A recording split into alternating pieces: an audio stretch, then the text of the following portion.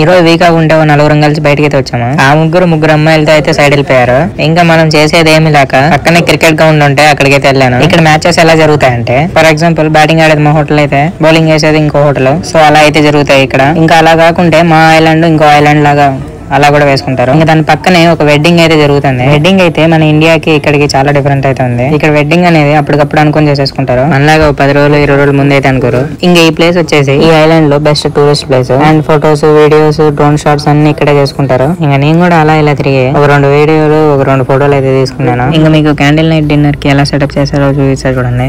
ఈ candle night dinner cost వచ్చి $80. ఇలా సెటప్ చేసి ఫుడ్ వాళ్ళు అన్ని మేమే ప్రొవైడ్ చేస్తాము. ఇంకా ఈ ఐలాండ్ లో సెకండ్ బ్యూటిఫుల్ ప్లేస్ ఇది.